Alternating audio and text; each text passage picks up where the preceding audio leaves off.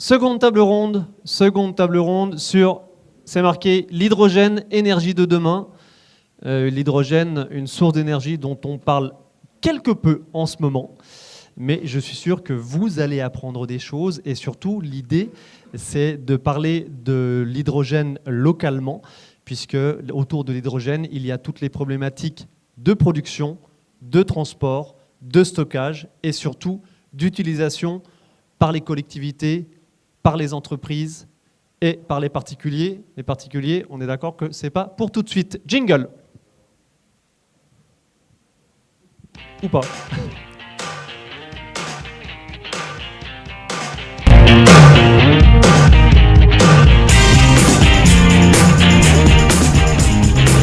Ça a eu le mérite d'attirer notre attention. Allez, on va baisser un petit peu la musique. Anna, on peut baisser un petit peu.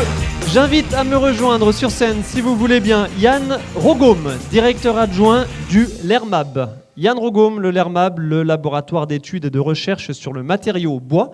Installez-vous juste là, si vous voulez bien. Nous rejoint Mathieu Charbonnier, le chargé de développement d'activité chez NJ Solutions. Bonjour Monsieur Charbonnier. Troisième invité sur le plateau, Pascal Louvet, le chargé de développement Grand Est de Life. Tout à l'heure, j'ai dit live. Non, c'est Life. Voilà, comme c'est marqué sur le slide. LHYFE. Producteur d'unités de production d'hydrogène. On va vous détailler tout cela dans quelques instants. Ludovic Thiriet, le directeur de l'usine Garrett de Thaon-les-Vosges, que tout le monde connaît dans la salle, je ne présente pas. Bertrand de Solage, le directeur assez récent, me semble-t-il, de l'usine Michelin de Golbet. Bien, 2 ans ? 2 ans. Ah bah voilà, non, autant pour moi. C'est pas si récent que ça, 2 ans. Je n'ai pas eu l'occasion de venir vous tendre le micro sur le terrain, c'est pour ça. Donc Bertrand de Solage. Et enfin Nicolas Keromès, où est-il ? Voilà, merci beaucoup. Nicolas Keromès, ingénieur-chercheur à l'Université de Lorraine et chargé de mission du dispositif Dynamize. Alors, hop, quand vous passez, prenez la zapette qui est juste à côté de vous, sur la table, puisque justement vous allez être le premier à prendre la parole et vous allez être le premier à nous parler d'hydrogène et à nous parler de ce dispositif initié par la région Grand Est, le dispositif Dynamize. Nous sommes ensemble pour 50 minutes, il est 5h moins 5, on essaie de maintenir le tempo, le cap des 18h. Merci beaucoup. On peut les applaudir pour leur présence, merci. Allez, Nicolas Keromès, on vous écoute. Dynamize, qu'est-ce que c'est ? Bonjour à tous, est-ce que vous m'entendez ? Pas de souci, a priori. On peut enlever les masques, hein, ça sera un tout petit peu plus confort quand même. On va parler juste droit devant nous. Allez, on vous écoute. Donc voilà, je m'appelle Nicolas Keromès, je suis ingénieur de recherche à l'Université de Lorraine et je travaille sur un projet qui s'appelle Dynamize. Donc c'est un projet qui est financé à 50% par la région Grand Est. Et le but, c'est de construire en fait une filière d'hydrogène vert en région Grand Est. Ça, c'est le premier but, donc la transition énergétique grâce à l'hydrogène vert. Et le deuxième but, c'est d'augmenter le chiffre d'affaires des entreprises de la région, de créer de l'emploi, on va dire par ricochet. Voilà. Les ambitions, concrètement ? Quels acteurs, quels outils, quel process mis en place, un petit peu d'historique aussi. Normalement, ça doit. Voilà. Ah oui. Alors, on a 4 slides avec vous. C'est vrai qu'on n'a pas pris le temps de répéter, mais voilà, on va peut-être. Vous avez 4 slides à votre disposition. Okay. Vous gérez comme vous voulez. Expliquez-nous tout ça. Alors voilà. Donc comme c'est un projet qui est financé par la région Grand Est, le but c'est d'avoir des entreprises qui sont majoritairement du Grand Est ou des entreprises qui veulent investir dans le Grand Est, comme l'entreprise Life. Et donc ça, c'est la carte des adhérents du Club Hydrogène. On a créé un Club Hydrogène qui regroupe des entreprises, des instituts de recherche comme l'Université de Lorraine, par exemple. Rapprochez bien le micro. Voilà. Ou des collectivités locales. Il y en a plusieurs. Il y a la ville de Strasbourg, il y a la ville de Metz, la ville de Chaumont aussi, voilà, qui sont intéressés par la transition énergétique grâce à l'hydrogène. Alors, à quoi ça... Oui, allez-y. Non, en fait, ce qu'on va faire aussi, c'est rappelez-nous les infos de base de l'hydrogène. Si vous voulez bien. Alors, non, c'est pas ça. À savoir les ambitions, on est bien évidemment sur des ambitions de décarbonation des usages industriels, usages en termes de mobilité, usages en termes de mobilité auprès des particuliers, mais comme j'ai dit tout à l'heure, on n'en est pas là. Je me permettrai parfois de vous couper pour donner peut-être quelques chiffres, quelques équivalences aux auditeurs pour bien qu'on comprenne. Allez, déjà, quelles sont les différentes couleurs de l'hydrogène ? Alors, si vous voulez bien, je vais reprendre un petit peu, vous expliquer très rapidement à quoi ça sert l'hydrogène maintenant. Parce qu'on en parle depuis 2-3 ans, comme l'État a annoncé qu'il allait mettre 7 milliards sur la table. Mais donc maintenant, actuellement, l'hydrogène, ça sert à 2 choses. Ça sert à désulfuriser les carburants dans les raffineries, donc pour avoir de l'essence, moins de soufre dans l'essence, et donc moins de pluie acide. Bon, c'était un problème il y a quelques années, ça ne l'est plus maintenant. Des pluies acides, on va dire, enfin, en tout cas beaucoup moins. Et la deuxième chose, ça sert à faire de l'engrais. Voilà, de l'engrais, de l'ammoniac qui sert à faire de l'engrais. Donc c'est à ça que ça sert l'hydrogène actuellement. Et ça, ces 2 utilisations dans l'industrie lourde, c'est 3% des émissions de CO2 françaises. Voilà. Donc quand on veut diminuer les émissions de CO2, on va commencer par vouloir décarboner cet hydrogène qui est utilisé dans l'industrie. Donc au lieu de faire de l'hydrogène, actuellement on fait de l'hydrogène qu'on appelle en Europe de l'hydrogène gris, c'est-à-dire on utilise du gaz naturel pour faire de l'hydrogène par un procédé qui s'appelle le vaporéformage, steam reforming. Là. Et donc c'est ce qu'on appelle l'hydrogène gris. On peut aussi faire de l'hydrogène à partir de charbon, ça c'est ce qui se fait surtout en Inde et en Chine. Et donc il a un contenu CO2 à peu près de 20 kg par kilo d'hydrogène émis. L'hydrogène produit à partir de gaz naturel, c'est à peu près 11 kg par kilo d'hydrogène produit. Et donc on voit tout de suite que là, ça n'a pas de sens pour la transition énergétique. Donc le but, c'est de faire de l'hydrogène avec un contenu carbone très bas. Et alors pour ça, il y a plusieurs moyens. Il y a un moyen que vous présentera Yann Rogom à la fin, donc qui est à partir de biomasse. Du bois. Du bois, voilà. Ou autre chose, de tout ce qui est biomasse. Et il y a un autre moyen qui est à partir d'électrolyse. Donc on utilise de l'électricité pour couper la molécule d'eau. On la coupe en... Donc H2O donne H2 d'un côté, de l'hydrogène, du dihydrogène, et O2 de l'autre côté. Ça, c'est quand l'électricité provient d'énergie renouvelable, on appelle ça de l'hydrogène vert. Parce que c'est de l'hydrogène renouvelable, on va dire. Donc les couleurs de l'hydrogène qui sont présentées ici sont plus utilisées par la France, ils sont encore utilisés au niveau européen. Donc maintenant, la France fait 3 distinctions, c'est l'hydrogène renouvelable, l'hydrogène bas carbone. Donc ça, c'est de l'hydrogène produit à partir d'électricité du réseau français, parce que le réseau français est très bas carbone, il y a 96% de l'électricité produite en France qui est bas carbone. Donc bas carbone, grosso modo, c'est énergie renouvelable, c'est-à-dire éolienne, solaire, barrage surtout, plus nucléaire. Voilà. Oui. Est-ce qu'on a cité le 1 million de tonnes d'hydrogène aujourd'hui utilisées dans l'industrie française ? Voilà. On part de ce constat. Voilà. Mais on a bien compris, très peu vert. Donc voilà, le but c'est de substituer cet hydrogène qui est déjà utilisé donc qui est de l'hydrogène fait à partir de gaz naturel par de l'hydrogène vert, donc renouvelable. Et un deuxième but de l'État, c'est aussi de décarboner la mobilité lourde. Donc ce qu'on appelle mobilité lourde, en gros, c'est le transport routier, les trains, les bateaux.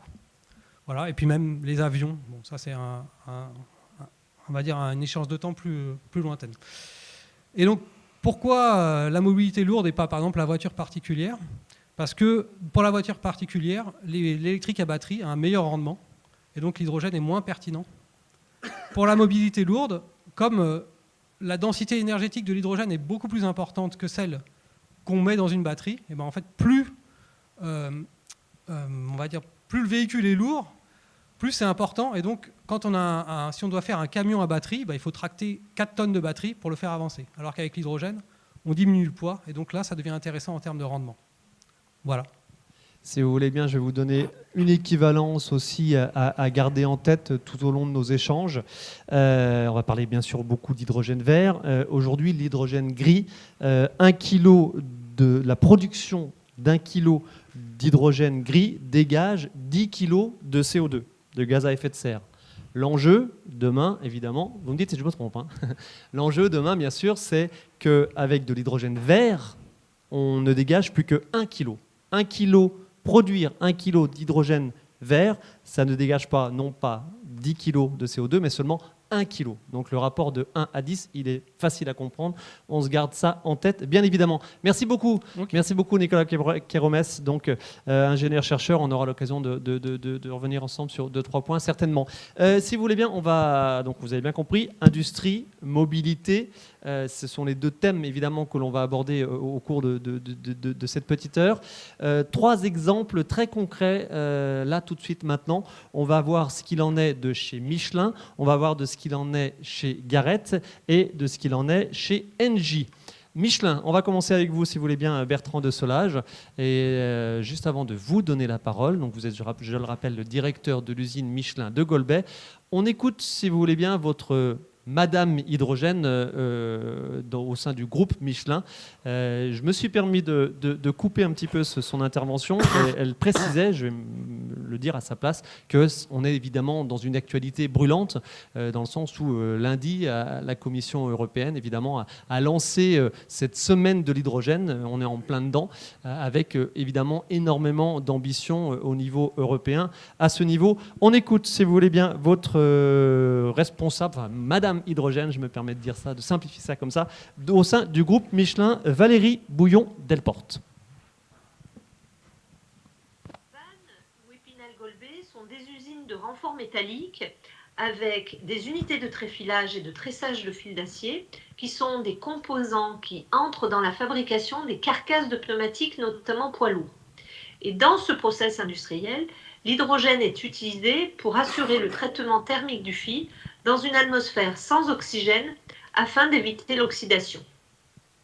À Vannes, l'hydrogène était livré 1 fois par semaine dans des bonbonnes en métal et cet hydrogène était de l'hydrogène fabriqué par vapoformage, ce qu'on appelle dans notre jargon de l'hydrogène gris.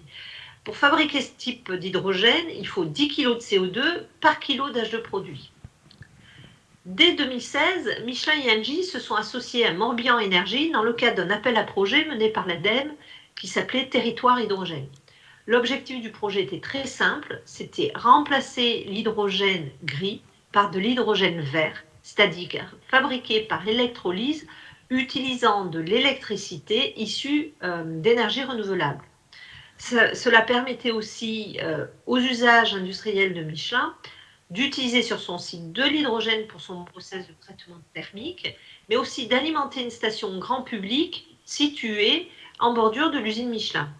Ce projet a été labellisé dès la fin 2016 et il a permis une mobilisation plus large des acteurs du territoire à travers notamment la mise en place d'une première station d'hydrogène au siège de Morbihan Énergie à Vannes, mais aussi la création d'une société commune, HYGO, Hydrogène Grand Ouest, qui avait pour but de déployer cette première station de distribution d'hydrogène sur le site industriel de Michelin à Vannes.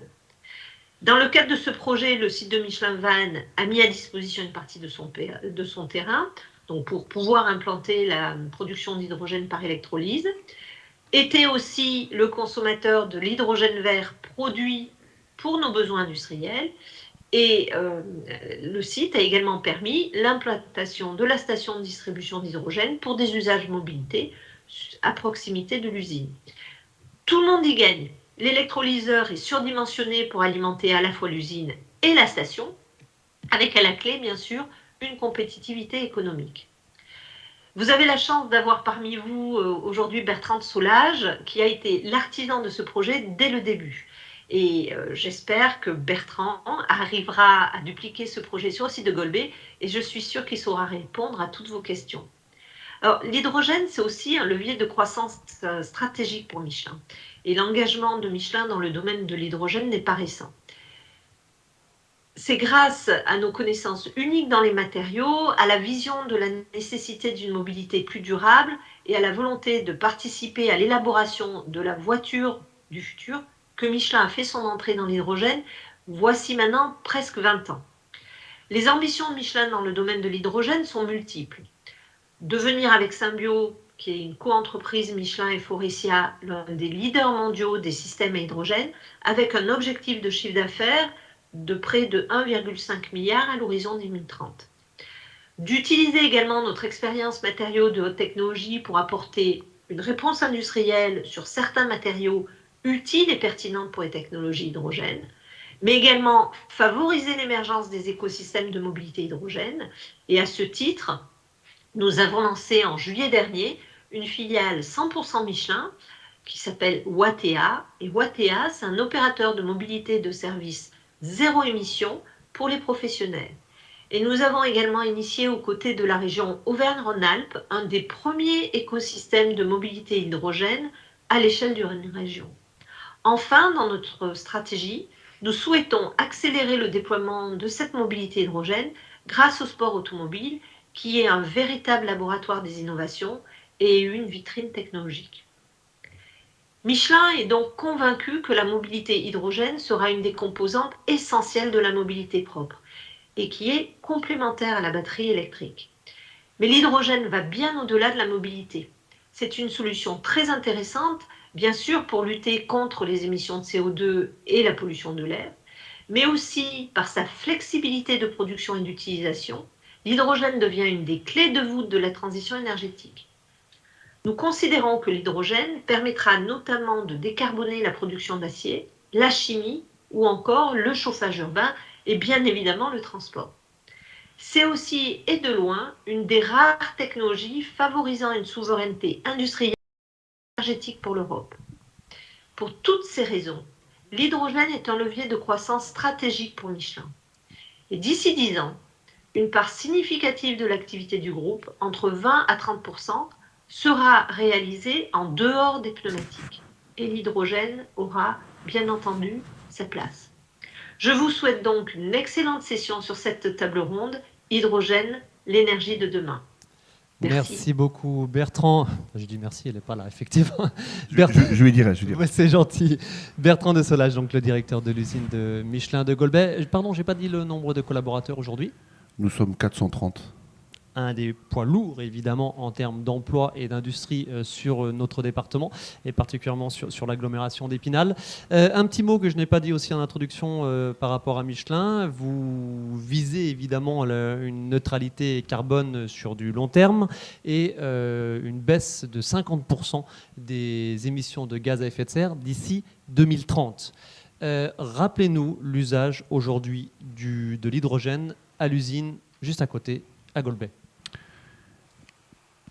Je pense que tout le monde qui est plus ancien que moi dans la région, moi ça ne fait que 15 mois que je suis là, vous savez tous que nous ne fabriquons pas un seul pneu à Golbey, vous savez ça. Nous fabriquons donc du métal, nous transformons du métal que nous achetons à des aciéries comme une en Sarre, et nous faisons avec ça soit les arceaux tressés qui permettent que vos pneus tiennent sur les jantes, qui sont dans le bourrelet que vous avez quand vous démontez un pneu, ou bien également du fil beaucoup plus fin, qui sont en fine tresse, qui forment ou la carcasse du pneu, ou les nappes qui sont sur le sommet. Et plus le véhicule porte du poids, plus il y a du métal dans le pneu. Donc vous avez probablement tous vu déjà un bout de carcasse de pneu de poids lourd sur le bord de la route. On fait attention à ce qu'il y a du métal dedans. Donc nous achetons du métal qui fait 5 mm et demi de diamètre, et nous le tréfilons, nous le réduisons en diamètre, jusqu'à aller jusqu'à 12 centièmes de millimètre. Pour ça, donc on le tréfile, qui est une activité que la région connaît depuis longtemps. La première étape, pour faire simple, de 5 mm et demi jusqu'à entre 1 et 2 mm, se fait à froid, en tirant dessus, en passant dans des filières de plus en plus petites. Et ensuite, il faut reconstituer le cristal de métal. Et donc, il y a un traitement thermique à plus de 1000 degrés de ce métal. Si on faisait ça en milieu extérieur, le métal s'oxyderait. Donc on fait passer le fil dans un tube qui est rempli d'hydrogène. Donc c'est pour ça qu'on utilise l'hydrogène. Avec quelles difficultés aujourd'hui on a bien compris que vous avez mis en place un process innovant sur l'usine de Vannes. Vous êtes ici notamment pour le mettre en place dans cette usine à Golbey. Quelles sont les ambitions nouvelles autour de l'hydrogène, justement ? Alors c'est vrai qu'aujourd'hui, nous sommes alimentés par de l'hydrogène gris. Comme ça a été dit, j'apprends les couleurs, j'en connaissais 2 ou 3 et pas 8. Quelle quantité aujourd'hui vous utilisez à Golbey ? On consomme à peu près 175 000 mètres cubes, normomètres cubes. Donc si je compte, ça doit faire à peu près 16 000 tonnes, si je ne me trompe pas. Ça me donne un ordre de grandeur. Entre 15 et 16 000 tonnes. C'est beaucoup moins que le 1 million français. Voilà. Et donc aujourd'hui, on est alimenté donc sur des remorques avec des bonbonnes. Et donc, ce que nous espérons arriver à faire, c'est trouver une solution. Mais on ne la trouvera pas toute seule, hein, donc, tout seul. Donc ça veut dire que c'est important qu'on en discute ici. Parce que la difficulté, c'est qu'il faut qu'il y ait une économie d'échelle pour arriver à un prix équivalent au prix que nous payons aujourd'hui. Si nous mettons un électrolyseur juste pour nous, je pense qu'on n'arrivera pas à ce prix-là. Donc il faut qu'on arrive à participer. Donc, et c'est ce qui s'est fait, hein, ça a été assez bien expliqué par Valérie Bouillon-Delporte. C'est ce qui s'est fait dans la région de Vannes où je viens de passer 7 ans. C'est qu'il y a eu donc toute une mobilisation publique, privée, pour arriver à ce qu'il y ait suffisamment de consommation pour que du coup on puisse avoir un électrolyseur suffisamment gros qui rende le prix du mètre cube acceptable pour l'industriel. Allez, on va se détailler tout ça si vous voulez bien, parce qu'évidemment c'est important, c'est le cœur névralgique, évidemment le nœud névralgique de toute cette filière de l'hydrogène. Pascal Louvet, par rapport à cette unité d'hydrogène, de production d'hydrogène, comment aujourd'hui est produit de l'hydrogène? Avec quels outils? Vous parlez d'un électrolyseur qui doit avoir un certain seuil d'usage pour être rentable. Quelques mots là-dessus, qu'on comprenne bien le début de l'histoire. Oui, tout à fait. Pour produire de l'hydrogène, comme ça a déjà été dit, pour produire de l'hydrogène renouvelable, on utilise de l'électricité qui rentre dans un appareil qui s'appelle l'électrolyseur et qui va couper en deux une molécule d'H2O pour faire de l'H2 et de l'O2 d'un autre côté. Cette électricité, chez Life, on s'attache à ce qu'elle soit renouvelable pour s'assurer que le produit qu'on pourra vendre après à un industriel comme Michelin ou à de la mobilité pour distribuer pour des camions par exemple, on veut s'assurer que l'électricité est renouvelable pour pouvoir vendre de l'hydrogène renouvelable. L'idée est que de faire porter par un industriel, par exemple, un projet comme l'installation d'un électrolyseur est pas rentable parce que cet industriel n'aura pas des besoins assez importants pour faire baisser les coûts. C'est-à-dire, à partir de quel besoin d'un industriel avoir sa propre unité d'électrolyse est pertinent? Les projets qui voient le jour actuellement, et le premier projet qu'on a inauguré à Boin en est un bon exemple. Donc c'est le projet vendéen dont vous avez fait mention tout à l'heure, qui a été inauguré en septembre par Life. Ce projet a vocation à produire 1 tonne d'hydrogène par jour. Donc on parlait d'environ, je pense, 50 kilos d'hydrogène utilisé par jour par Michelin. Ah oui. L'idée est d'avoir des sites donc, qui puissent produire environ 1 tonne d'hydrogène par jour.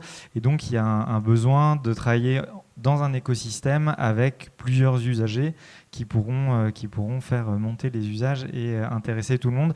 Et voilà, c'est un projet de territoire où les acteurs économiques doivent s'impliquer ensemble. Okay. On se garde ça en tête, une unité de production, c'est 1 tonne C'est la première unité qu'on a inaugurée qui fait 1 tonne, ça peut être plus, on espère, et on pense vraiment que les unités vont avoir tendance à grossir. Donc, vous me parliez aussi de strates de 400, 800 kilos. Tout est possible.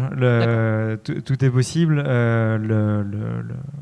La vision est que la taille de 1 tonne est une bonne taille à viser pour avoir des prix intéressants et pour la mobilité et les industriels. Ok, compris. Oui, évidemment, c'est par rapport au prix en bout de chaîne. Monsieur de Solage, votre hydrogène, aujourd'hui, d'où vient-il et comment vient-il ? Il est livré par un fournisseur d'Air Liquide et qui nous livre ça sur camion, sur trailer, à peu près 1 fois par semaine. Est-ce que vous en connaissez l'origine dans le process de production ? En Europe, en fait, l'hydrogène est majoritairement produit par vaporeformage, hein, comme disait Valérie là, de Michelin. Et donc, il est très certainement produit dans une unité centrale là, qui a des productions très importantes. Donc, les unités de vaporeformage, c'est des grosses usines qui produisent beaucoup à partir de gaz naturel. Et donc, le tarif de production, quand on produit de l'hydrogène à partir du gaz naturel, est beaucoup plus intéressant que de le produire par électrolyse.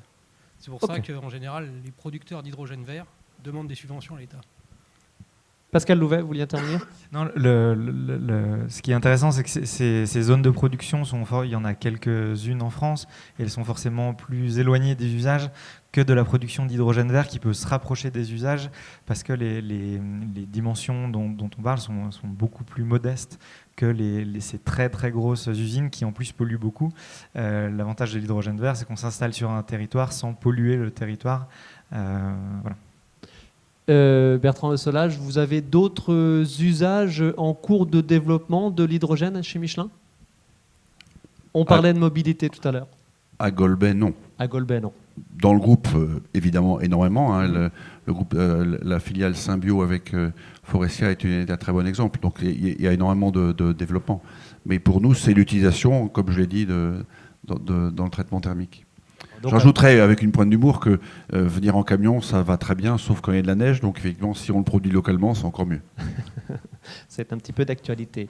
Ludovic Thiriet de Garrett, que je ne présente pas évidemment, leader mondial des turbos à Thaon-les-Vosges, Cap Avenir. Un petit mot sur votre structure, 600 salariés, 600 collaborateurs, dont 300 dans le centre de recherche. C'est énorme, forcément. Vous n'êtes pas leader mondial pour rien. Quel usage, quelles ambitions, enfin vous n'avez pas des usages aujourd'hui, mais quelles ambitions, évidemment, quelles mutations industrielles devez-vous enclencher avec le développement de l'usage de l'hydrogène? Oui, donc tout à... On a un petit souci avec un micro. Voilà, merci beaucoup. Allez, on s'adapte. Alors effectivement, j'interviens comme acteur de la mobilité. Donc Garrett, comme vous l'avez souligné, donc on est fabricant, concepteur et fabricant de turbocompresseurs historiquement, donc depuis 40 ans sur le site de Thaon-les-Vosges. Donc nos principaux clients, c'est l'industrie automobile, l'industrie des poids lourds, de la mobilité intensive. Le groupe Stellantis, pour ne pas le citer. Donc c'est notre client principal d'un point de vue production. Donc effectivement, sur site, on a 600 salariés, 300 sur le domaine de la recherche et développement, et 300 sur la partie production.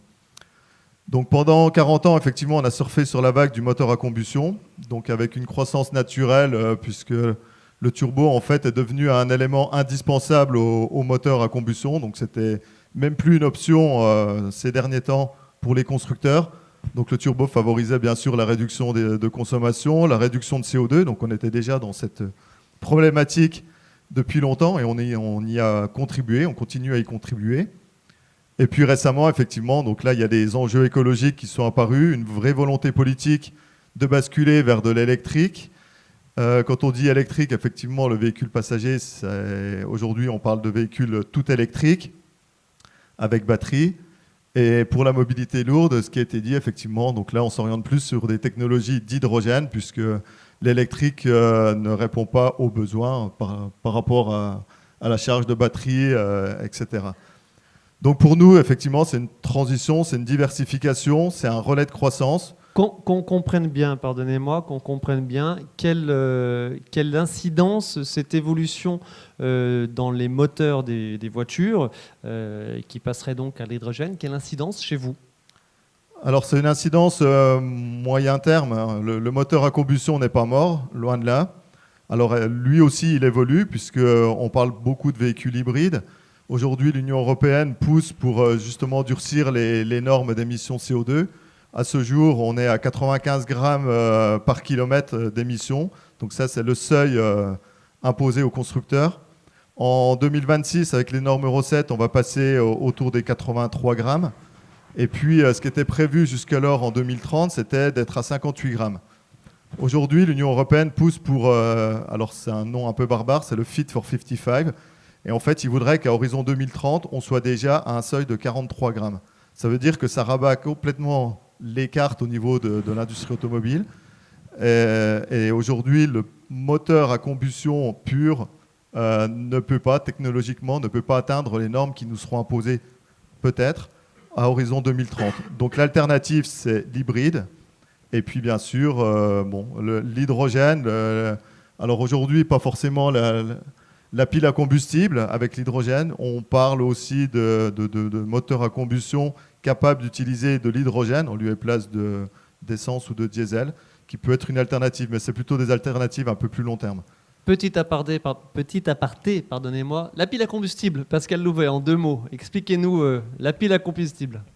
La pile à combustible, c'est exactement l'inverse de l'électrolyse. On prend l'hydrogène et de l'oxygène qui est réassemblé dans la pile à combustible et qui va créer de l'électricité et de l'eau. Donc ça apporte un avantage immense, c'est que lorsque l'électricité est produite dans la pile à combustible dans la voiture, on ne rejettera que de l'eau. Et ensuite, tout le reste de la chaîne fonctionne comme une voiture électrique. À la place de la batterie, on a une pile à combustible et de l'hydrogène. Merci beaucoup, qu'on se mette bien ça en tête. Sauf que chez Garrett, vous ne travaillez pas, vous l'avez dit, sur les moteurs électriques purs et durs. Vous comptez aussi sur le développement de l'hybride et de vous adapter à cette évolution des moteurs hybrides et, dans un second temps, cette évolution des moteurs à pile à combustible. Alors effectivement, depuis 2018, donc, on a lancé une innovation technologique sur notre turbo historique, et donc on y a associé un moteur électrique. Donc grâce aux véhicules hybrides, on a des batteries aujourd'hui de 48 volts ou 400 volts qui nous donnent suffisamment de puissance pour avoir un module électrique qui nous permet de gagner en réactivité, en consommation, en performance du turbo. Et aujourd'hui, donc on parle des piles à combustible. Donc la pile à combustible a besoin d'air, de beaucoup d'air, et donc on a besoin aussi de systèmes de suralimentation. Donc au lieu de récupérer de l'énergie du moteur, comme c'était le cas sur les moteurs à combustion, sur une pile à combustible, on n'a besoin que du compresseur, on a besoin de comprimer de l'air pour suralimenter la pile à combustible, pour faire cette réaction chimique et produire l'électricité. Donc on a en fait une forte expertise. Notre expertise turbo nous sert pour justement ce système de suralimentation, puisqu'on a des systèmes déjà qui tournaient à très haute vitesse. Un turbo tourne à 250 000 tours minute.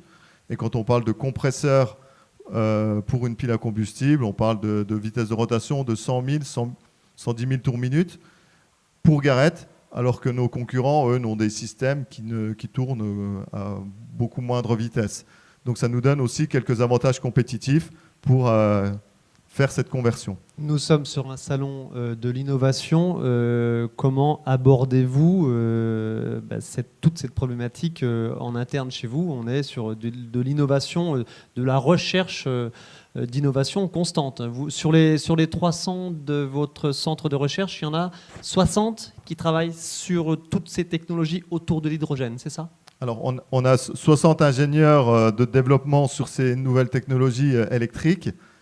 Et on a aussi tout le support à l'engineering donc qui bascule progressivement. Donc, il faut aussi pouvoir tester, fabriquer les prototypes pour ces nouvelles technologies. Donc, on a effectivement une conversion qui est enclenchée de manière assez massive, avec beaucoup de mobilité interne, des ingénieurs qui étaient très mécaniques, qui basculent de plus en plus sur des compétences électriques, et puis des recrutements aussi externes sur des choses vraiment bien spécifiques, de l'électronique de puissance, du moteur capable d'entraîner à des vitesses de 200 000 tours minute. Aujourd'hui, ces moteurs n'existent pas. On ne peut pas acheter un moteur sur le marché, se dire on va l'intégrer au turbo. Il faut le concevoir de toutes pièces. Donc ça demande une expertise pointue dans le domaine.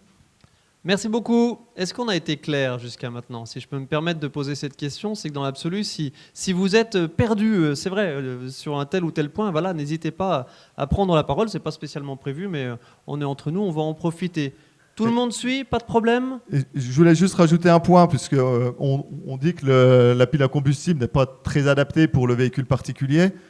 Alors vous avez certainement entendu parler de la Honda Clarity ou de la Mirai qui sont sur le marché aujourd'hui. Alors, de l'hydrogène? C'est de l'hydrogène, ça fonctionne. Alors c'est plus sur de la flotte d'entreprise, c'était plus des démonstrateurs pour vraiment prouver que cette technologie-là fonctionnait. Alors ça reste des marchés de niche. Pour autant, Garrett a été le premier à équiper la Honda Clarity, qui était le premier véhicule hydrogène à rouler en Asie. Donc on a aussi, on est un peu pionnier dans le domaine, donc on ne part pas de rien. Et on est sur des équipes mondiales, donc Taon Les Vosges s'appuie aussi sur ses collègues à travers le monde pour aller à la recherche de l'innovation. Et voilà, c'était des démonstrateurs, donc très peu performants. Et aujourd'hui, quand on parle de suralimentation, on est déjà dans la 3e génération, donc il y a énormément d'innovations pour réduire l'encombrement, augmenter les performances, travailler avec des paliers à air et non lubrifiés. Donc il y a beaucoup de choses qui doivent nous permettre aussi de nous différencier et pour gagner des parts de marché et prendre une part du gâteau. Avec les difficultés que l'on sait en termes de recrutement. Vous l'avez dit, des mobilités internes, certes, du recrutement externe, mais allez, un petit mot là-dessus, parce que là, évidemment, on est dans des besoins, des compétences très, très spécifiques. Voilà, on va enfoncer des portes ouvertes, mais un petit cri d'alarme à ce sujet. Alors, 30 secondes. Je ne vois pas beaucoup d'étudiants dans la salle, mais effectivement, on a de grandes difficultés en France. Il y a très peu de filières en fait, qui développent et qui forment des ingénieurs au niveau électronique de puissance ou électronique pointue. Et effectivement, alors ce n'est pas un problème d'attractivité des Vosges uniquement, mais effectivement, il y a beaucoup de besoins. Aujourd'hui, c'est exponentiel. Et donc, ils ont pléthore d'offres à la sortie des écoles, ce qui nous donne les plus grandes difficultés du monde à pouvoir recruter en France. Donc, malheureusement, on ne recrute pas qu'en France actuellement. Merci beaucoup pour toutes ces précisions. On a parlé de l'usage de l'hydrogène chez Michelin. On a parlé de l'adaptation d'un équipementier automobile comme Garrett au moteur à hydrogène, pile à combustible entre autres. On va parler maintenant, si vous voulez bien, avec vous, Mathieu Charbonnier, du transport de cet hydrogène utilisé. Voilà, vous êtes chargé de développement chez Engie. Racontez-nous un petit peu ces ambitions autour de l'hydrogène, ces enjeux autour de la production. Alors, on reviendra sur la production pure et dure avec Pascal Louvet, mais un petit mot sur le transport d'hydrogène. Et la production, parce que vous en faites aussi, pardon. Oui, et d'ailleurs parfois avec Life. Voilà, vous collaborez. Également partenaire, donc je souscris évidemment à tout ce qui a été dit par Pascal précédemment. Alors, on a un acteur de la production et un acteur de la production et de la distribution. Voilà, en fait, notre métier, Engie, vous connaissez le groupe, on a différents métiers. Notre mission, c'est d'aider nos clients à décarboner leur activité et atteindre une neutralité carbone. Et en fait, depuis 3-4 ans, on s'est découvert un nouveau métier, c'est de construire des poulaillers. Alors, pourquoi est-ce qu'on construit des poulaillers ? Parce qu'on essaie de résoudre l'équation de l'œuf et de la poule sur l'hydrogène, parce qu'aujourd'hui, tant qu'il n'y a pas d'usage, il n'y aura pas d'écosystème, et tant qu'il n'y a pas d'écosystème, personne n'ira investir sur un véhicule ou sur des changements de process industriels en raison des volumes dont on parle tout à l'heure. Vous avez rappelé quelques chiffres qui s'intègrent, comme M. Thierry citait tout à l'heure, le paquet Fit for 55. Alors Fit for 55, c'est un nom de code qui veut dire 55, donc il faut réduire de 55% les émissions de gaz à effet de serre. En tout cas, c'est l'objectif européen d'ici 2030. Ça passe par différents dispositifs. L'hydrogène est un des maillons de cette équation. Et donc, sur l'industrie, on en a parlé tout à l'heure, 3% des émissions de gaz à effet de serre sur l'industrie sont liées à la consommation d'hydrogène. Cet hydrogène est à 99% gris et carboné, pour reprendre les terminologies tout à l'heure. Aujourd'hui. Ça veut dire quoi ? Ça veut dire que quand on consomme l'hydrogène sur un site industriel, lorsqu'un poids lourd vient sur le site Michelin, précédemment de Vannes, maintenant encore de Golbet, puis pour très longtemps on l'espère, donc un poids lourd de 30 tonnes vient sur le site, il a 300 kg de masse utile. 1% de la masse du poids lourd, c'est de l'hydrogène, tout le reste, c'est de l'acier, c'est essentiellement ça. Donc ça situe l'enjeu. Sur la mobilité, qui est un sujet sur lequel nous développons des activités depuis plusieurs années, à travers différentes filières. La mobilité, c'est 1/3 des émissions de gaz à effet de serre en France. Alors jusqu'ici, c'est assez facile parce qu'on a un couteau suisse, on a des carburants fossiles, que ce soit diesel ou essence, qui s'adaptent à tous les types de modes de transport. Ça, c'est assez simple. On voit qu'il faut s'adapter pour réduire les émissions de gaz à effet de serre, et donc la réponse à ça, elle n'est pas évidente, elle n'est pas unique en tout cas. J'ai encore rencontré ce matin un client, une collectivité qui me disait des interrogations, on en a beaucoup, des convictions aujourd'hui on n'en a pas.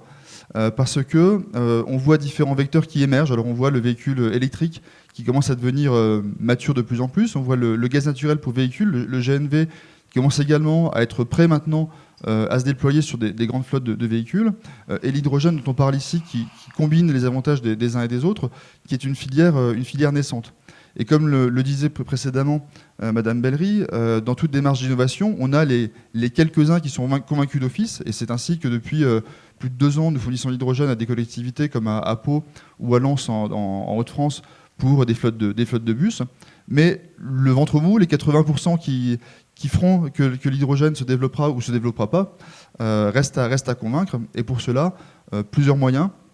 Mais l'enjeu clé, les enjeux clés, si je peux dire, c'est la compétitivité, on en a parlé tout à l'heure, c'est d'avoir des écosystèmes qui se mettent en place avec tous les acteurs de la filière, et c'est d'avoir une valeur à cet hydrogène renouvelable par rapport à l'hydrogène carboné, puisque l'équation économique, elle est très simple. L'hydrogène renouvelable, à part quelques montages qu'on arrive à faire de manière un peu complexe, il coûte beaucoup plus cher que l'hydrogène gris aujourd'hui qui est consommé majoritairement.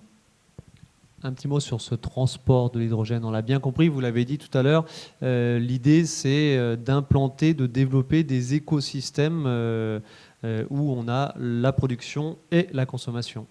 Quel frein à faire sauter et quel levier à actionner pour faire se développer tout cela rapidement? Alors, il y en a plusieurs, je ne vais pas détailler le sujet de la compétitivité économique.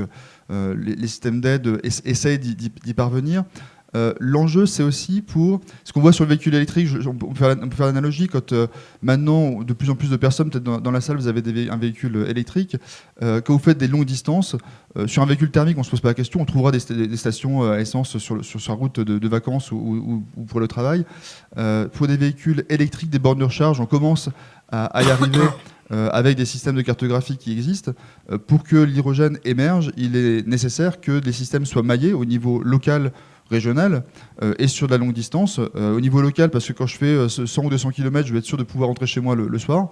Et quand je fais de la longue distance, par exemple, je pense aux transporteurs, il est essentiel que sur des longs trajets, là aussi, il soit sûr de pouvoir revenir et savoir où se situent les stations hydrogène sans avoir à faire un grand détour.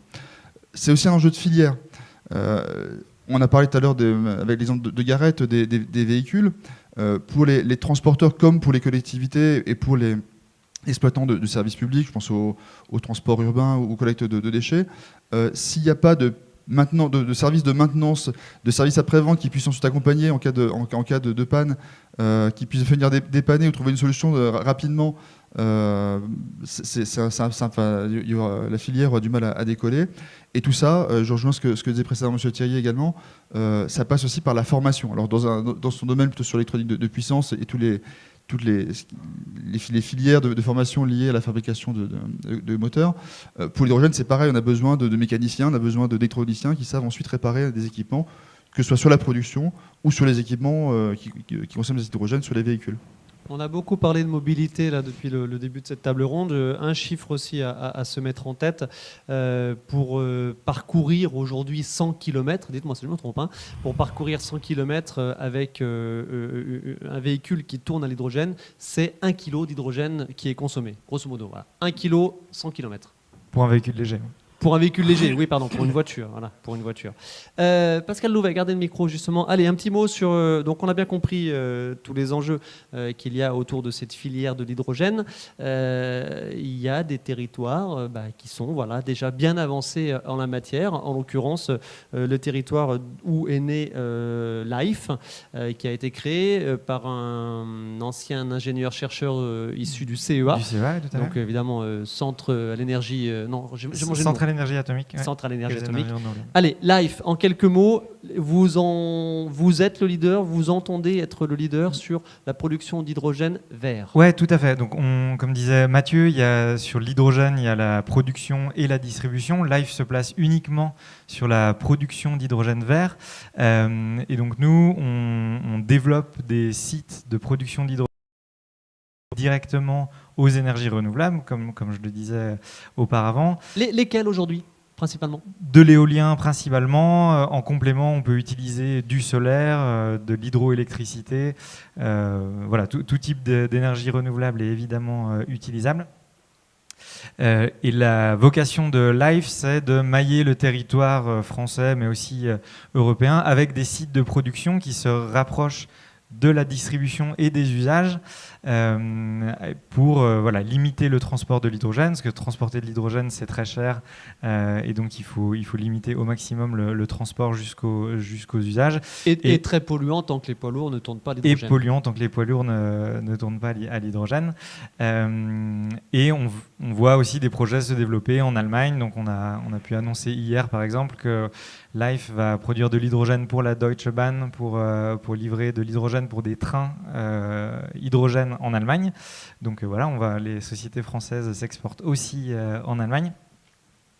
Et voilà, l'idée, c'est de multiplier les sites de production près des usages. Sachant que, voilà, allez, donnez-nous l'exemple en Vendée. Voilà, l'écosystème dont parlait Mathieu Charbonnier d'Engie, en Vendée, il est déjà là. Et voilà, en Vendée, on a inauguré notre premier site de production en septembre où on a un électrolyseur qui est connecté à des éoliennes et qui nous permet de livrer une station qui est en train qui va bientôt être inaugurée à La Roche-sur-Yon en hydrogène. On va livrer un centre logistique, on va livrer d'autres stations un petit peu plus loin que La Roche-sur-Yon. Et donc voilà, autour de ce territoire en Vendée, on a de multiples utilisateurs de l'hydrogène qui viennent se servir chez nous. Quels sont-ils, pardon, deux, trois exemples de ces utilisateurs? Alors, c'est des stations-service qui livrent de l'hydrogène plutôt pour les bus et la mobilité lourde des camions. Et c'est aussi des centres logistiques qui, par exemple, ont des chariots élévateurs qui fonctionnent à l'hydrogène. Donc, c'est des grands centres logistiques avec une centaine de chariots élévateurs et qui utilisent l'hydrogène pour fonctionner à la place du gaz ou à la place des batteries. Et ce qui est intéressant sur un territoire comme la Vendée, qui est un territoire qui n'est pas forcément très industrialisé, c'est que ce site de production qui peut produire 1 tonne d'hydrogène par jour est finalement déjà saturé en clients à partir de mi-2022. Et donc le fait d'installer sur un territoire une production d'hydrogène fait aussi naître des usages qui n'étaient pas forcément définis à la base. Et on disait aussi qu'il y a un effet de précurseur et de suiveur. Et finalement, quand le tissu économique voit que l'hydrogène vert est une réalité, parce que c'est vraiment une réalité aujourd'hui, c'est pas seulement pour demain, les acteurs économiques du territoire se lancent aussi sur l'hydrogène vert.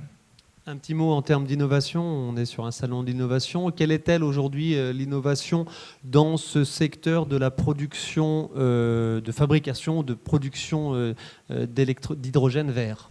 La première innovation, c'est de se connecter à des énergies intermittentes. C'est le plus complexe. C'est ce que fait Life, c'est d'être utilisé uniquement des énergies renouvelables, donc intermittentes. Et ça, c'est une... Elles ne sont pas toutes intermittentes. L'hydrolien, c'est... L'hydraulique est parfait. Si on peut se connecter à des énergies non intermittentes, renouvelables, c'est encore mieux. Mais voilà, la vraie innovation, c'est de pouvoir se connecter à des énergies intermittentes. Et ensuite, il y a de nombreuses améliorations qui sont en train d'être apportées aux électrolyseurs, aux compresseurs, pour pouvoir gagner en efficacité sur la production d'hydrogène. Allez, on va se détailler quelques points dans quelques instants. Dernier aspect de cette production d'hydrogène vert avec vous. Yann, vous êtes du LERMAB. Je l'ai dit tout à l'heure, le LERMAB, rappelez-moi l'acronyme. C'est Laboratoire d'études et de recherche sur le matériau bois. Associé évidemment à l'Université de Lorraine, à l'ENSTIB. Vous êtes le local de l'étape, si je peux me permettre, avec Michelin évidemment, puisque vous êtes là juste à côté sur le campus fibre derrière l'ENSTIB. Et puis Gareth, oui bien sûr, pardon. Allez, l'erreur est humaine. Un petit mot, l'ERMAB, vous travaillez, on l'a compris tout à l'heure, sur l'hydrogène vert à partir de bois. Racontez-nous ça. En fait, donc moi j'anime depuis une vingtaine d'années une équipe de recherche sur tout ce qui est valorisation énergétique de la biomasse et des déchets, que ce soit par combustion, par pyrolyse et par gazéification. Et depuis 6 ans maintenant, on a mis en place une unité pilote de gazéification. Je ne sais pas si on peut mettre... oui, pardon, vous avez 2 slides effectivement à votre disposition. Voilà. Les 2 dernières slides, voilà. Voilà, c'est ça. Donc c'est juste pour présenter rapidement. Au départ, ce système, il est là pour faire de la cogénération. Donc transformer de la biomasse ou des déchets en chaleur et électricité. L'avantage de cette solution par rapport à ce qui existe et ce qui est déjà commercialisé beaucoup, qui est par combustion, c'est que là, on peut avoir des rendements électriques élevés, de l'ordre de 35%, même sur des niveaux de puissance qui sont faibles. Donc ça veut dire que c'est des unités qu'on peut installer localement, qui ne demandent pas des grosses quantités de biomasse. Donc c'est pour ça qu'on a commencé à développer ce procédé. Et dans le gaz qu'on produit, si vous voyez au-dessus, là, dans le gaz qu'on produit, il y a de l'hydrogène. Alors la quantité n'est pas terrible, c'est 10%. c'est pas fantastique. Mettre en place tout un tas de dispositifs pour filtrer cet hydrogène, le séparer pour n'en avoir que 10%, c'est beaucoup trop cher. Donc c'est pas vraiment viable. Si on veut essayer d'améliorer cette production, ce qu'il faut faire, c'est on peut appuyer, il doit y avoir une animation, ça va changer. Je sais pas où. La prochaine slide, Voilà, si on peut. nickel, merci. Pour changer et pour produire plus d'hydrogène, il faut injecter en bas du réacteur un mélange de vapeur d'eau et d'oxygène. Ça coûte de l'énergie, la vapeur, il faut la créer. L'oxygène, c'est pareil, soit il faut l'acheter, soit il faut le créer. Donc c'est un peu la difficulté, mais l'avantage quand on fait ça, vous voyez que la teneur en hydrogène devient très importante, on est à 35%. Là, ça peut devenir rentable de séparer l'hydrogène du gaz et du coup de vendre cet hydrogène en tant qu'hydrogène. Et puis le reste du gaz que vous voyez en dessous, ce gaz-là, il peut continuer d'aller dans un moteur et faire de la chaleur et de l'électricité. Et ce sur quoi on essaye de travailler aujourd'hui, alors à l'échelle labo et qu'on veut ensuite développer à l'échelle là du pilote, l'objectif c'est de coupler notre système avec un électrolyseur. Et donc si on rappuie encore une fois, il y a un électrolyseur qui va apparaître. C'est un magnifique électrolyseur, c'est un cube.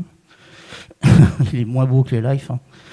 Ah non, vous n'avez que 2 slides. Vous n'aviez que 2 slides. Si vous appuyez, c'est bon ça devrait venir. Voilà. Ah, d'accord. En fait, notre électricité, on peut la mettre dans l'électrolyseur. Ça fait donc de l'hydrogène vert, parce que c'est l'électricité verte qu'on produit en plus.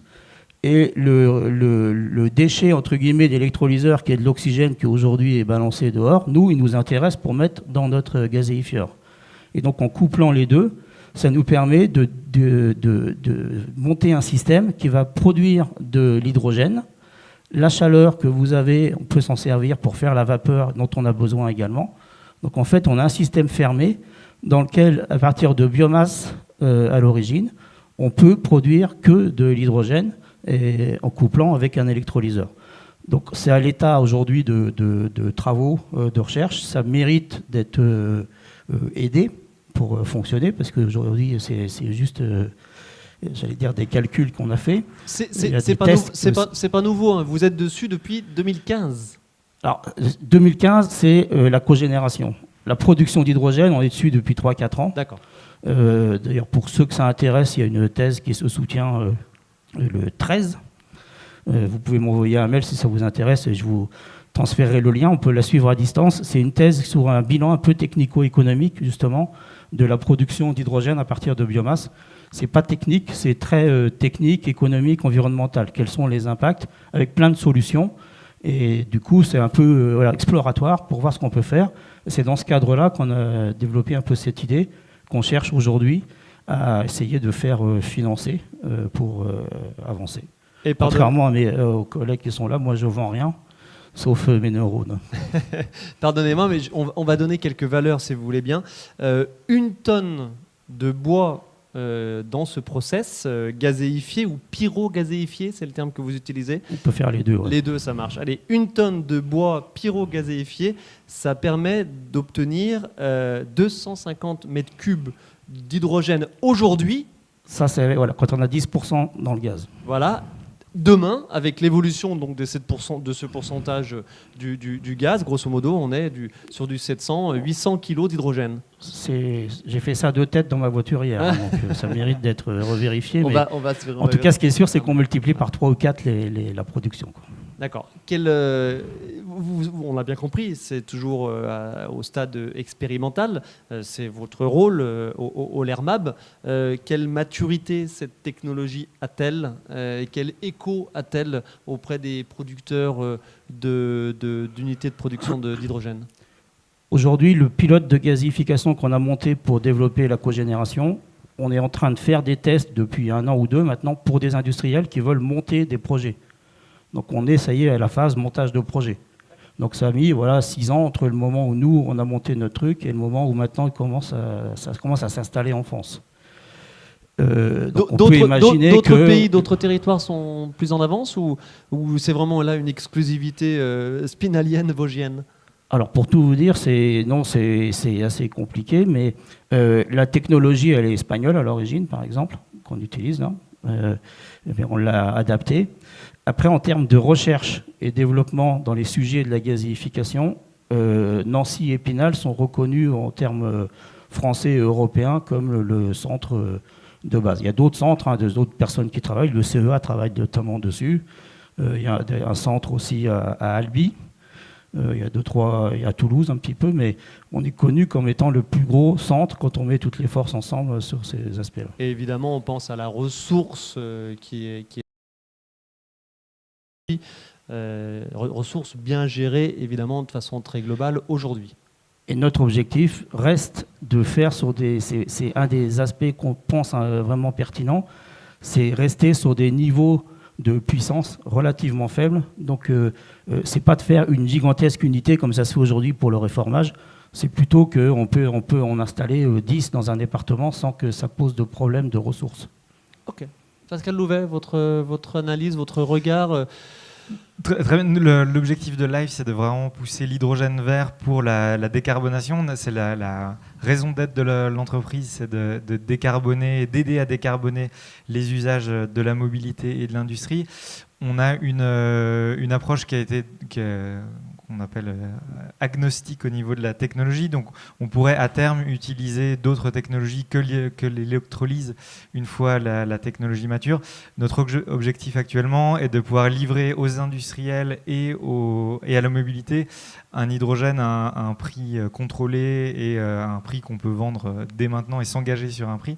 Et donc, on utilise des technologies qui sont dites matures. Et donc, la plus mature des technologies, c'est l'électrolyse. Ça reste l'électrolyse. Ça reste l'électrolyse. Mais voilà, les champs d'investigation et de développement sont évidemment intéressants pour le futur.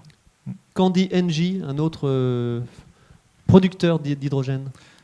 Alors, Engie, on dit que justement, sur une technologie similaire, nous sommes lauréats d'une action TIGA, donc territoire d'industrie de grande ambition, qui est portée par la métropole du Grand Nancy, qui a pour but justement de développer un procédé de...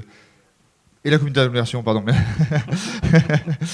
pour être complet, qui a pour but justement de développer les usages de l'hydrogène produit par pyrogazéification sur le territoire spinalien. Ok, donc pareil, c'est dans les tiroirs, c'est en cours de recherche, de développement. Tout à fait. Nous également, notre but, c'est de produire et de vendre de l'hydrogène renouvelable. Après, le procédé dépendra de la compétitivité et de l'intérêt local qu'on peut y trouver. Pascal Louvet, il y a un chiffre aussi que j'aimerais donner, parce qu'on a parlé de l'eau.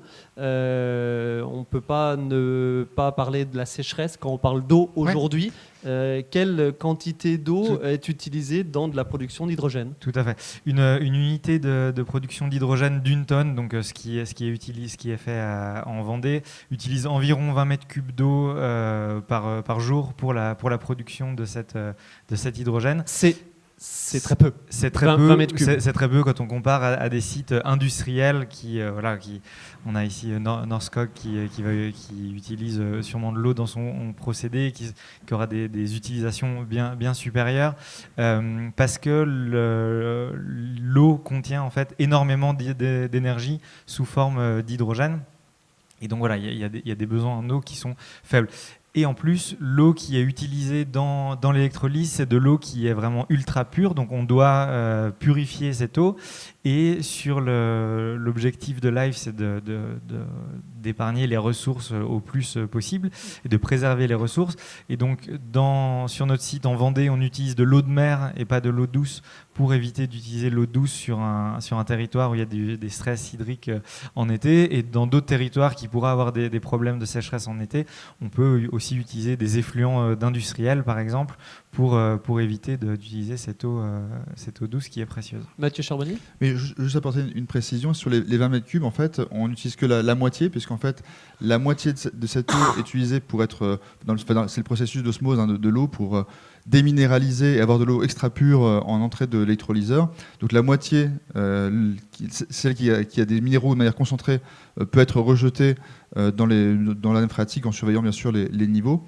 Et alors pour l'anecdote, pour l'opération inverse pour la pile à combustible, on produit également de l'eau ultra pure, alors que l'hydrogène qui est consommé a besoin de débarrasser toutes les minéraux et tous les composants qui pourraient venir, puisqu'il est pur à 99,995%, donc vous imaginez. Et donc l'opération inverse, quand on combine cet hydrogène à de l'oxygène pour faire avancer une pile, avancer un véhicule grâce à une pile à combustible, produit de l'eau extrêmement pur. Si vous vous souvenez peut-être, vous pouvez chercher la vidéo, un ancien ministre de l'écologie, Nicolas Hulot, avait bu cette eau ultra pure à la sortie de la pile à combustible. Donc c'est bien la preuve que le procédé est bien propre. Et pour être vraiment complet, les projets hydrogène vert étant des projets de territoire, cet hydrogène sera certainement utilisé très près de la source d'eau qui a été utilisée pour produire l'hydrogène. Donc finalement, le cycle de l'eau est très rapproché sur le territoire. À garder en tête, évidemment, en termes de rarification des ressources et de sécheresse, ça, c'est un élément évidemment important. Je dis ça notamment auprès du grand public. Voilà, c'est moi, quand j'ai commencé à travailler avec vous là-dessus, c'est la première chose à laquelle... Ouais, c'est une question importante qui est importante de discuter et à ne pas éluder, évidemment. Un petit mot sur le plan France Relance, 100 milliards d'euros, 7 milliards fléchés vers l'hydrogène, 7 ou 9, je suis un peu perdu dans les chiffres, 9. C'est devenu 9. C'est devenu 9. C'est devenu 9, ok. Avec une petite subtilité, une petite complication, ces aides à l'investissement, c'est justement sur de l'investissement. Or, le process d'usage de production d'hydrogène coûte cher lui-même à la production. Donc on n'est pas du tout sur des montants fléchés sur l'usage, mais sur l'investissement de l'outil, quoi. Il y a un peu des deux. En fait, il y a 7,2 milliards d'euros qui ont été fléchés dans le cadre de France Relance à travers des différents appels à projets portés par l'ADEME. Un dernier vient d'avoir une date de dépôt et d'échéance au mois de septembre. D'autres sont prévus pour 2022 et ainsi de suite. Ça, c'est pour une grosse partie qui permet de subventionner des projets au niveau de la production, la distribution et des usages, donc y compris les véhicules. Ensuite, à ces 7,2 milliards d'euros s'additionnent 2 milliards d'euros supplémentaires qui ont été injectés dans le cadre de France 2030, qui, là, ont plus une vocation à construire, c'est des mécanismes qu'on appelle les Airbus de la batterie ou similaires, qui sont des projets d'échelle européenne d'intérêt commun, qui, là, ont plus vocation à être fléchés auprès de fabricants de technologies liées à l'hydrogène. Et donc, pour répondre à la question, en effet, alors ça c'est au niveau des subventions, et au niveau de la structure de coût de l'hydrogène produit par électrolyse, malgré tous ces milliards d'euros dont la filière se réjouit bien évidemment, l'hydrogène, c'est pas intuitif, mais c'est essentiellement des coûts d'exploitation. Donc en fait, les subventions portent sur l'investissement et permettent de réduire une partie de ce coût, mais l'essentiel de la facture est lié à des coûts d'exploitation, donc des coûts annuels récurrents liés à la maintenance et surtout liés à l'électricité qui est en train de flamber en ce moment, vous l'avez vu comme nous. Donc voilà, l'équation économique en ce moment est un peu compliquée du point de vue de l'hydrogène. Je sais que les services de l'État travaillent sur le sujet pour chercher des mécanismes de subvention à l'exploitation. C'est un travail qui est en cours. Merci infiniment pour toutes ces explications. Je pense qu'on a tous bien compris les tenants et les aboutissants de l'ensemble de cette filière hydrogène, de la production au transport et à la consommation. On peut applaudir nos intervenants.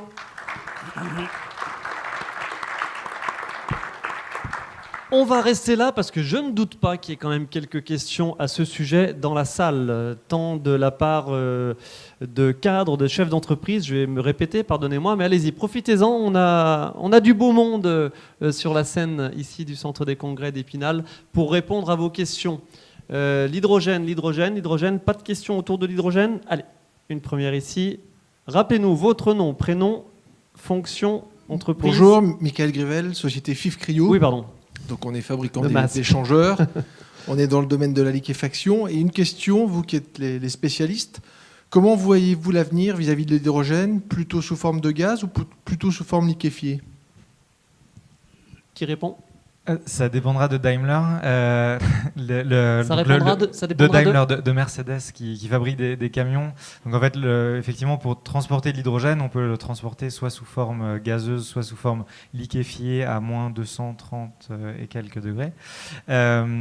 Et l'avantage de la liquéfaction, c'est qu'on peut transporter sur des grandes quantités d'hydrogène sur de plus longues distances. Donc il y a un intérêt. Les principaux fabricants de véhicules actuellement lancent des véhicules avec de l'hydrogène gazeux. Un un seul fabricant qui est Daimler, qui lance ses camions avec, en pensant en 2025 utiliser de l'hydrogène sous forme liquide.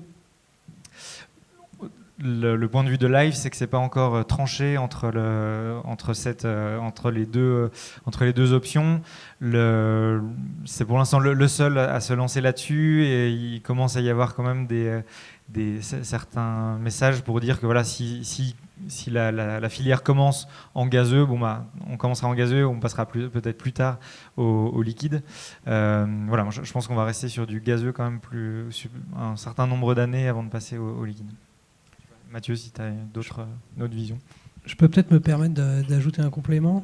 Alors, la stratégie française, c'est de produire beaucoup d'hydrogène sur place. Mais on a un voisin qui s'appelle l'Allemagne. Et leur stratégie, c'est d'importer de l'hydrogène d'autres pays où l'énergie renouvelable est pas chère. Parce que, comme l'ont dit mes collègues, le coût de l'électricité, c'est 40% du coût de l'hydrogène vert. Donc, ils veulent produire de l'hydrogène, par exemple, au Maroc, avec des panneaux solaires, en Irlande, en Norvège, avec des éoliennes, et le transporter, cet hydrogène.